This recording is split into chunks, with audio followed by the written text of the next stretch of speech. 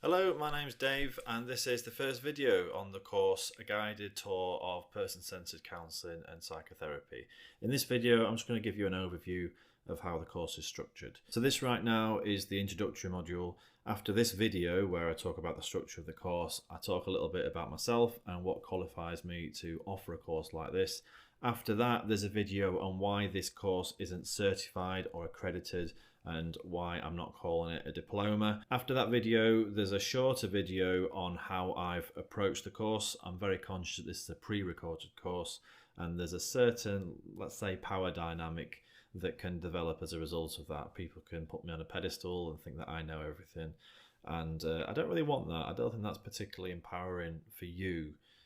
So yeah, there's a video where I address that. After this introductory module, we basically zoom right out, and as we progress through the course, we zoom further and further in. What I mean by that is the module after this introductory module, we look at the broader context for the development of the person-centered approach.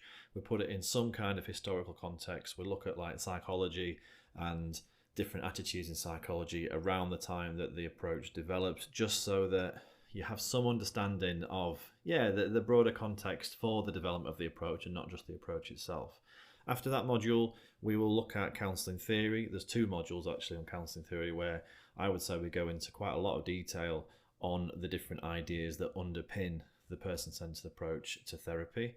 After that, and we're zooming in a bit more now, we are looking at counselling skills. So we're not just looking at the kind of abstract maybe ideas that underpin the approach. We're looking on a more practical level now at the different counselling skills that a therapist can actually use in the room with a client. After we've looked at the theory, these counselling skills I think will make a lot more sense and you'll get a lot more out of it having done the counselling theory module already. After that, there's the final module of the main course, which is basically an example session.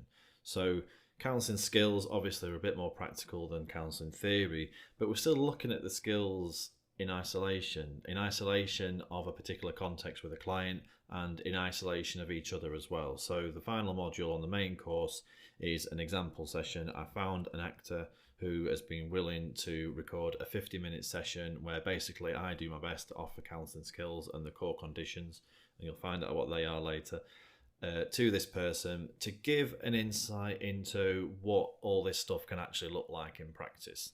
There's a 50-minute video and then there's about twice that where I look through the entire video, pause it at certain times and reflect on what's coming up for me having watched it. And that's basically it. That's the basic structure of the main course. I say the main course because I personally see this as quite a long-term project. I have about 20 to 30 other video ideas that I have that I probably will add at some point. Some can fit into the modules I've already created, but then some probably don't, in which case I'll probably just start adding videos to the end of the course in a uncollected miscellaneous kind of way.